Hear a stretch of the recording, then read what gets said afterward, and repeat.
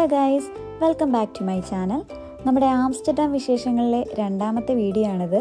ഇന്ന് ഞങ്ങൾ പോകുന്നത് എൻ്റെ ബക്കറ്റ് ലിസ്റ്റിലുണ്ടായിരുന്ന ഒരു ഡ്രീം ഡെസ്റ്റിനേഷനിലേക്കാണ്. സോ അതിൻ്റെ ഒരു എക്സൈറ്റ്മെൻറ്റ് കൂടിയുണ്ട്. രാവിലെ തന്നെ ഈ ഉറക്കം എഴുന്നേറ്റ് ഈ പൊക്കോണ്ടിരിക്കുന്നത് ആംസ്റ്റർഡാം സെൻട്രൽ സ്റ്റേഷനിലേക്കാണ്. ക്ലൈമറ്റ് ഞങ്ങളെ ചെറുതായിട്ടൊന്ന് ചതിച്ചു. അത്യാവശ്യം നല്ല ചാറൽ മഴയും തണുപ്പും ഒക്കെ ഉണ്ടായിരുന്നു. അതുകൊണ്ട് തന്നെ മനസ്സിൽ ഉദ്ദേശിച്ച ഡ്രസ്സൊന്നും ഇടാൻ പറ്റിയില്ല. പകരം ഈ ക്ലൈമറ്റ് ഫ്രണ്ട്ലി ആയിട്ടുള്ള ഒരു ഡ്രസ്സും ഇട്ട് അങ്ങ് ഇറങ്ങി. എങ്ങോട്ടേക്കാണ് പോകുന്നതെന്ന് പറഞ്ഞില്ലല്ലോ അല്ലേ? ലോകത്തിലെ ഏറ്റവും വലിയ ട്യൂലിപ്പ് ഗാർഡനായ നെതർലാൻഡിലെ ക്യൂക്കൻഹോഫ് ഗാർഡനിലേക്കാണ് നമ്മളിപ്പോൾ പോകുന്നത്. ഇതാണ് സെൻട്രൽ സ്റ്റേഷൻ്റെ ഉൾവശം. ഇവിടെ നിന്നും സ്കിഫോൾ എയർപോർട്ടിലേക്ക് നമ്മൾ ടിക്കറ്റ് എടുത്തിട്ടുണ്ട്. സെൻട്രൽ സ്റ്റേഷനിൽ നിന്നും ട്രെയിനിൽ ഒരു 5 മിനിറ്റ് ട്രാവൽ മാത്രമായിരുന്നു സ്കിഫോൾ എയർപോർട്ടിലേക്ക് ഉണ്ടായിരുന്നത്. എയർപോർട്ടിൽ നിന്നും ഗാർഡനിലേക്ക് എപ്പോഴും ബസ്സസ് ഉണ്ട്. നമ്മൾ എയർപോർട്ടിൽ ചെന്ന് ഇറങ്ങുമ്പോൾ തന്നെ ഇങ്ങനെ സൈൻ ബോർഡ്സ് കാണാൻ പറ്റും. അത് ഫോളോ ചെയ്ത് നടന്നാൽ മാത്രം മതി. ഞങ്ങൾ നേരത്തെ തന്നെ ഗാർഡനിലേക്കുള്ള ടിക്കറ്റ് ഓൺലൈൻ പർച്ചേസ് ചെയ്തിട്ടുണ്ടായിരുന്നു. നിങ്ങൾക്ക് ഒന്നുകിൽ ഗാർഡനിലേക്കുള്ള ടിക്കറ്റ് മാത്രമായിട്ട് പർച്ചേസ് ചെയ്യാം, അല്ലെങ്കിൽ ഈ ജേണി ഫുള്ള് നിങ്ങൾക്ക് പർച്ചേസ് ചെയ്യാൻ പറ്റും. ഞങ്ങൾ രണ്ടും കൂടെ ഉള്ളതായിരുന്നു ചൂസ് ചെയ്തത്. സോ ജേണി പ്ലസ് ഗാർഡനിലേക്കുള്ള ടിക്കറ്റ് ഞങ്ങൾ പർച്ചേസ് ചെയ്തപ്പോൾ പെർ പേഴ്സൺ ഏകദേശം ഒരു 30 യൂറോസോളമായി. ഏകദേശം ഒരു 30 to 40 മിനിറ്റ് ജേർണി ഉണ്ടായിരുന്നു ഗാർഡനിലേക്ക്. നേരത്തെ തന്നെ ടിക്കറ്റ് എടുത്തിട്ടുണ്ടായിരുന്നത് കൊണ്ട് ബസ് ജേണിയും വളരെ സ്മൂത്ത് ആയിട്ട് പോയി. ഏകദേശം ഒരു 9 o'clock കൂടി ഞങ്ങൾ ഗാർഡനിലെത്തി. നേരത്തെ എത്തിയത് കൊണ്ട് തന്നെ തിരക്ക് കുറവായിരിക്കും എന്നാണ് ഞങ്ങൾ കരുതിയിരുന്നത്. പക്ഷേ ഞങ്ങളൊന്ന് ഞെട്ടി, അത്രയ്ക്ക് തിരക്കായിരുന്നു. എൻട്രൻസിൽ നിന്ന് തന്നെ ഞങ്ങൾക്ക് നേരിട്ടത്. സോ അങ്ങനെ ഞങ്ങൾ ഒരുപാട് നാളുകളായിട്ട് സ്വപ്നം കണ്ടുകൊണ്ടിരുന്ന ആ പ്ലേസിലെത്തി. വരുന്നതിന് മുമ്പ് തന്നെ കുറച്ച് യൂട്യൂബ് വീഡിയോസൊക്കെ കണ്ടിട്ടാണ് വന്നത്. സോ ഏകദേശം ഒരു ധാരണയുണ്ടായിരുന്നു. പക്ഷേ ഈ ക്രൗഡ് ആദ്യം തന്നെ ചെറിയൊരു മടിപ്പുണ്ടാക്കി.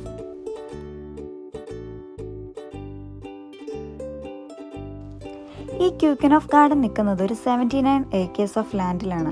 അതുകൊണ്ട് തന്നെ നമ്മൾ പോയിക്കൊണ്ടിരിക്കുമ്പോൾ ലോസ്റ്റ് ആയി പോകാനുള്ള ചാൻസസ് ഭയങ്കര കൂടുതലാണ്. അതുകൊണ്ട് ഇവർ എൻട്രൻസിൽ തന്നെ ഇങ്ങനെ ഒരു റൂട്ട് മാപ്പ് വെച്ചിട്ടുണ്ട്. സോ അതിൽ നോക്കി നമുക്ക് മുന്നോട്ടേക്ക് പോകാൻ പറ്റും. ആദ്യം ഭയങ്കര ഒരു അതിശയമായിരുന്നു. ഇത്രയും ഫ്ലവേഴ്സ് ആദ്യമായിട്ടാണ് ഒരുമിച്ച് കാണുന്നത്. ഈ ക്യൂക്കൻഹോഫ് ഗാർഡനിൽ മില്യൺസ് ഓഫ് ട്യൂലിപ്പ് ഉണ്ടെന്നാണ് പറയപ്പെടുന്നത്. ട്യൂലിപ്പ് മാത്രമല്ല കേട്ടോ, പല നിറത്തിലും പല വലിപ്പത്തിലുമുള്ള മറ്റ് ഫ്ലവേഴ്സും കണ്ടു. ഞങ്ങൾ അവിടെ ഡാഫഡിൽസും ഓർക്കിഡും ഒക്കെ കണ്ടു. പിന്നെ പേരറിയാത്ത കുറേ അധികം ഫ്ലവേഴ്സും. നമ്മളിങ്ങനെ ഫ്ലവേഴ്സ് മാത്രം കണ്ട് മടുക്കുമ്പോൾ നമ്മുടെ ബോറടി മാറ്റാനായിട്ടായിരിക്കണം ഇടയ്ക്കിടയ്ക്ക് ഇതുപോലെയുള്ള ഷോപ്സുകളും ഉണ്ടായിരുന്നു. ഇവിടെ നിന്നും നമുക്ക് ഗാർഡനിൽ വന്ന ഓർമ്മയ്ക്കായിട്ട് സാധനങ്ങൾ പർച്ചേസ് ചെയ്യാൻ പറ്റും. കൂടാതെ തുലിപ്പ് പ്ലാന്റ്സിൻ്റെ പോട്ട്സ്, അങ്ങനെ ഒരുപാട് സാധനങ്ങളും നമുക്ക് ഇവിടെ നിന്ന് പർച്ചേസ് ചെയ്യാൻ പറ്റും. ഈ ഗാർഡൻ്റെ ഭംഗി കൂട്ടുന്നതിൽ ഏറ്റവും നല്ലൊരു പങ്ക് ഈ കാണുന്ന കുഞ്ഞു ജലാശയങ്ങൾക്കുണ്ട്. ഏത് കോർണറിൽ നിന്നും ഒരു പിക്ക് ക്ലിക്ക് ചെയ്താലും സീനിക് വ്യൂ എന്നൊക്കെ പറയില്ലേ, അത് തന്നെയാണ് ക്യൂക്കൻഹോഫ് ഗാർഡൻ. ഇതൊക്കെ മാത്രമല്ല, റെസ്റ്റോറൻറ്റ്സ്, ബോട്ട് റൈഡ്, ഫോട്ടോഗ്രാഫി, കുട്ടികൾക്കായിട്ടുള്ള പ്ലേ ഗ്രൗണ്ട്, ഇതെല്ലാം വിസിറ്റേഴ്സിനായിട്ട് ഗാർഡനിൽ അവർ ഒരുക്കിയിട്ടുണ്ട്. ക്യൂക്കൻഹോഫ് ഗാർഡൻ ഈ 2024 75 ഇയേഴ്സിൻ്റെ ആനിവേഴ്സറി ആഘോഷിക്കുകയാണ്. അതിൻ്റെ ഭാഗമായിട്ട് ഗാർഡനിൽ ഇതുപോലെ പ്രത്യേക രീതിയിൽ ഡെക്കറേറ്റ് ചെയ്തിട്ടുണ്ടായിരുന്നു. നേരത്തെ മെൻഷൻ ചെയ്തതുപോലെ തന്നെ ഇത്രയും വലിയൊരു ഗാർഡൻ ചുറ്റിനടന്ന് കാണുക എന്നുള്ളത് അത്ര ഈസി ആയിട്ടുള്ളൊരു ടാസ്ക് അല്ല കേട്ടോ. അതിനാവശ്യമായ എനർജി കൂടെ വേണം. അപ്പോൾ പറഞ്ഞു വന്നത് ബ്രേക്ക്ഫാസ്റ്റിൻ്റെ കാര്യമാണ്. രാവിലെ നേരത്തെ എഴുന്നേറ്റ് വന്നതുകൊണ്ട് തന്നെ ഒന്നും കഴിക്കാനുള്ള ടൈം കിട്ടിയിട്ടുണ്ടായിരുന്നില്ല. സോ ഇവിടെ ആദ്യം കണ്ട കഫേയിൽ തന്നെ കയറി ബ്രേക്ക്ഫാസ്റ്റ് കഴിക്കാമെന്ന് വെച്ചു.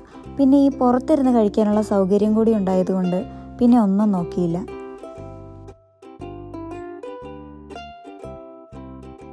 ഒരുപാട് വീഡിയോസും ഫോട്ടോസും ഒക്കെ എടുക്കാനായിട്ട് എല്ലാം സെറ്റ് ചെയ്താണ് ഞങ്ങൾ വന്നത്. പക്ഷെ വിചാരിച്ച പോലെ ഒന്നും നടന്നില്ല. മെയിൻ റീസൺ ഈ റഷാണ്. നമ്മൾ എവിടെ നോക്കിയാലും ഒരുപാട് ആൾക്കാർ, ഏത് ഫ്രെയിം എടുത്താലും അതിലൊരാളെങ്കിലും ഉണ്ടാവും. പിന്നെ രണ്ടാമത്തെ റീസൺ ഈ ക്ലൈമറ്റ് ഭയങ്കര തണുപ്പായതുകൊണ്ട് തന്നെ നമുക്ക് എവിടെയും ഒന്ന് സൗകര്യത്തോടെ നിൽക്കാനോ അല്ലെങ്കിൽ വീഡിയോസോ ഫോട്ടോസോ എടുക്കാനുള്ളൊരു ക്ഷമയോടെ നിൽക്കാനുള്ളൊരു സൗകര്യം നമുക്ക് ഉണ്ടായില്ല.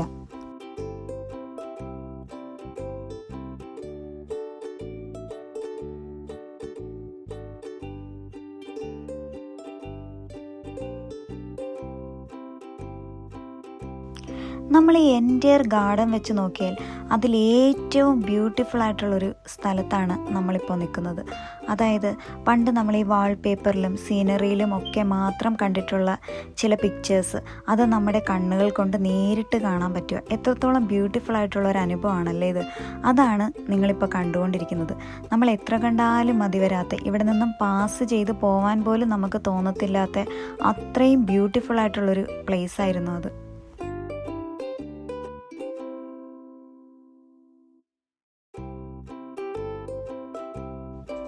ക്യൂക്കൻ ഓഫ് ഗാർഡൻ്റെ മറ്റൊരു പ്രത്യേകത കൂടിയാണ് ഈ വാട്ടർ ഗാർഡൻസ്.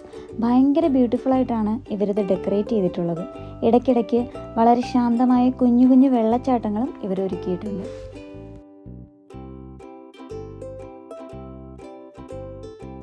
എല്ലാ വർഷവും വളരെ കുറച്ച് മാസങ്ങൾ മാത്രമേ ഗാർഡൻ ഓപ്പൺ ആക്കാറുള്ളൂ. 2024 മാർച്ച് 21 മുതൽ മെയ് 21 വരെയായിരുന്നു ഓപ്പണിംഗ് ടൈം. 8 മണി മുതൽ ഈവനിങ് 7:30 വരെ നമുക്ക് ഗാർഡനിൽ സ്പെൻഡ് ചെയ്യാൻ പറ്റും.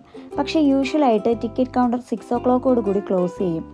ക്യൂക്കൻ ഓഫ് ഗാർഡൻ്റെ ഒഫീഷ്യൽ വെബ്സൈറ്റിൽ അപ്ഡേറ്റഡ് ആയിട്ടുള്ള എല്ലാ വിവരങ്ങളും തന്നെ അവർ ഷെയർ ചെയ്തിട്ടുണ്ട്. ക്യൂക്കൻ ഓഫ് ഗാർഡൻ്റെ മറ്റൊരു പ്രധാന ആകർഷണമാണ് ഈ വിൻഡ് മിൽ. വിസിറ്റേഴ്സിൻ്റെ ഇടയിൽ ഏറ്റവും കൂടുതൽ പിക്ചേഴ്സ് എടുക്കുന്ന ഒരു സ്ഥലം കൂടിയാണ് ഇത്. വിൻഡ് മില്ലിൻ്റെ മുകളിൽ നിന്ന് നമുക്ക് പൂന്തോട്ടത്തിൻ്റെ ചുറ്റുപാടുമുള്ള മനോഹര കാഴ്ചകൾ കാണാൻ സാധിക്കും. കൂടാതെ ഈ വിൻഡ് മിൽ ഡച്ച് സംസ്കാരത്തിൻ്റെ ഒരു അടയാളം കൂടിയാണ്. നമ്മളിപ്പോൾ ഗാർഡൻ്റെ ഏകദേശം ഒരു എൻഡിലെത്തിയിട്ടുണ്ട്. ഇവിടെയാണ് ബോട്ട് സർവീസ്. ദേ അപ്പുറത്ത് കാണുന്നതെല്ലാം തുലിപ് ഫീൽഡ്സ് ആണ്. സോ ഈ ചെറിയ ബോട്ടിൽ ഇങ്ങനെ തുലിപ് ഫീൽഡിൻ്റെ ഭംഗിയൊക്കെ കണ്ട് യാത്ര ചെയ്യാൻ പറ്റും. ഭയങ്കര വലിയൊരു ക്യൂ ആയതുകൊണ്ട് ഈ ബോട്ട് ജേണി ഞങ്ങൾ വേണ്ടാന്ന് വെച്ചു. അതിന് മറ്റൊരു റീസൺ കൂടിയുണ്ട് കേട്ടോ. നെതർലാൻഡ് വരെ വന്നിട്ട് സൈക്കിളിൽ തുലിപ് ഫീൽഡിലേക്ക് പോകാൻ മനസ്സ് വിചാരിച്ചു വെച്ചിട്ടാണ് വീട്ടിൽ നിന്ന് വന്നത് തന്നെ. പിന്നെ ക്യൂ നിൽക്കാനുള്ള ഒരു ചെറിയ മടിയും.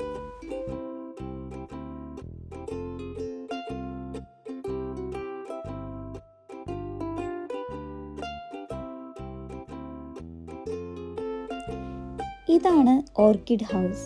ഇവിടെ പല വെറൈറ്റീസിലുള്ള ഓർക്കിഡ് ഇങ്ങനെ ഡിസ്പ്ലേ ചെയ്ത് വെച്ചിട്ടുണ്ട്. ഏകദേശം 100 കണക്കിന് വ്യത്യസ്ത ഇനങ്ങൾ. ഈ ഗ്രീൻ ഹൗസിലെ ലൈറ്റ്, ടെമ്പറേച്ചർ, എനർജി ഇവയെല്ലാം തന്നെ ഓർക്കിഡ് പ്ലാന്റ്സിൻ്റെ ബ്യൂട്ടി പ്രകടമാകുന്ന വിധത്തിൽ ക്രമീകരിച്ചിട്ടുണ്ട്. ഇവിടെ പ്രദർശിപ്പിക്കുന്ന ഓർക്കിഡുകളോ ലോകത്തിൻ്റെ വിവിധ ഭാഗങ്ങളിൽ നിന്നുള്ളവയാണ്.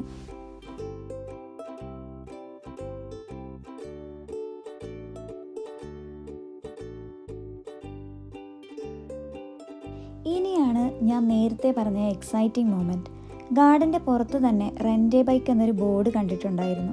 ആദ്യം നമ്മളെ കൊണ്ട് അവരൊന്ന് ട്രയൽ ഓടിപ്പിക്കും. ഓക്കെ ആണെങ്കിൽ നമുക്ക് എടുത്തിട്ട് പോകാം. ഞങ്ങൾ സൈക്കിൾ ഒരു 2 മണിക്കൂറത്തിലേക്ക് റെൻറ്റിനെടുത്തു. ഞങ്ങൾക്ക് 2 ആൾക്കും ഒരുമിച്ച് ചവിട്ടാൻ പറ്റുന്ന ഈ സൈക്കിളാണ് എടുത്തത്. ഫീൽഡിലേക്ക് എത്താൻ ഏകദേശം ഒരു 20 to 25 മിനിറ്റ്സ് ടൈം എടുത്തു. ഫേമസ് ആയിട്ടുള്ള പല ഫീൽഡുകളും ഞങ്ങൾ അവോയ്ഡ് ചെയ്തു കേട്ടോ. മെയിൻ റീസൺ നേരത്തെ പറഞ്ഞ പോലെ ഈ ക്രൗഡാണ്. ബാക്ക്ഗ്രൗണ്ടിൽ ആളില്ലാത്ത കുറച്ച് ഫോട്ടോസും വീഡിയോസെങ്കിലും വേണമെന്ന് ആഗ്രഹം ഉണ്ടായിരുന്നു. തുലിപ് ഫീൽഡിൻ്റെ ഭംഗിയേക്കാൾ എനിക്കിഷ്ടപ്പെട്ടത് ഈ യാത്രയാണ്. ഞങ്ങൾ ഒരുമിച്ചുള്ള ഏറ്റവും ബ്യൂട്ടിഫുൾ ആയിട്ടുള്ളൊരു മൊമെൻറ്റ്.